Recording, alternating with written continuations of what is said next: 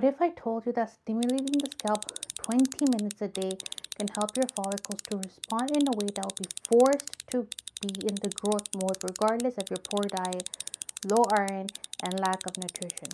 So what actually happens inside your hair follicles when you stimulate your scalp just 20 minutes a day? No burning, no aggressive treatments, no shocking your system. And yet, beneath that simplicity lies one of the most powerful biological signaling systems your body has for hair growth. Most people are taught that reversing hair loss requires force, stronger drugs, harsher treatments, or extreme interventions. But science tells a different story, a quieter one that unfolds deep inside the scalp, inside the hair bulb, inside the dermal papilla, where growth decisions are actually made. In today's video, we're going to go inside the biology of scalp stimulation. Not myths, not trends, but actually what happens at the cellular level when blood flow increases, inflammation calms, insulin signaling shifts, and follicles receive the message that it's safe to grow again. Stay with me until the end because this isn't just about hair. It's about learning how to work with your biology instead of constantly fighting it. And pay attention to the 20-minute mark because just like metabolism, hair follicles follow threshold biology and not instant results. The moment scalp stimulation begins. The moment you begin stimulating your scalp, whether through massage, brushing, or topical application, your body doesn't ask why it reacts. From a biological perspective, mechanical stimulation is interpreted as a circulation signal. Blood vessels beneath the scalp begin to dilate.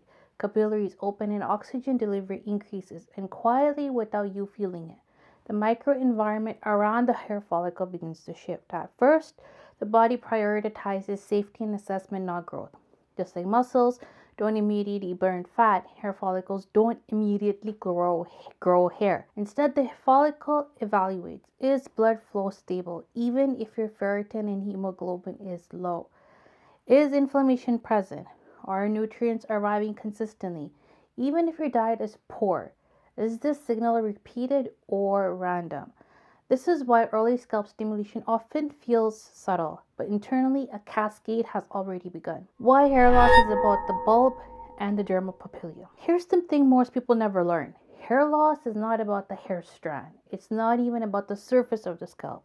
Hair loss is about what's happening deep inside the follicle, specifically in two structures, the hair bulb and the dermal papilla. The dermal papilla is the command center. It's where the blood vessels terminate. It's where the growth factors are exchanged. It's where the follicle decides whether to stay active or shut down. When circulation drops, inflammation rises, insulin signaling becomes dysfunctional, and dermal papilla receives a very clear message. Conditions are unstable, preserve energy, reduce output. That's when follicles miniaturize. Not because they're damaged, but because they're responding intelligently to their environment. That's why stimulating the scalp isn't cosmetic. It's communication. And when done consistently, it begins to change what follicle believes it's safe. In a few minutes, I'll explain why most people stimulate the scalp incorrectly and why timing matters more than pressure. Insulin, inflammation, and follicle shutdown. One of the most overlooked drivers of hair loss is insulin resistance, not just systemically, but locally. When insulin remains chronically elevated, blood flow becomes impaired, inflammation increases, and the scalp environment shifts towards preservation and not growth. Hair follicles interpret it as metabolic stress. Inflammatory signaling around the follicle increases, fibrotic tissue begins to form. Capillaries become compressed. That's where follicles don't die, they go quiet. Now here's the key. Scalp stimulation doesn't work by force. It works by changing the signaling environment. When stimulation is consistent, blood flow improves, inflammation begins to calm, oxygen delivery stabilizes, and this is where topical formulations, when designed correctly, can support the process. This is where Miracle Locks fits naturally, not as a quick fix, but as a biological support system designed to work at the level of the dermal papilla, signaling hair bulb nutrient exchange, gene expression involved in follicle strength, quietly reinforcing the message that follicle is safe to grow. If you've ever wondered why results don't show up immediately, Stay with me. The timeline is where most people give up right before biology shift. Blood flow, fibrosis, and gene signaling. Let's talk science. As scalp stimulation continues day after day, 10 minutes morning and 10 minutes evening, something subtle but very powerful happens. Fibrotic tissue begins to soften, microcirculation improves, growth related genes begin to re express. Hair follicles are not passive. They respond to repeated signals. When blood flow becomes predictable, the follicle stops guarding energy. Genes related to inflammation down regulate. Genes related to growth and anagen signaling increase. This is why consistency matters more than intensity, and why combining stimulation with a supportive topical like Miracle Lock's hair duo enhances the signaling loop, not by overriding biology, but by amplifying it.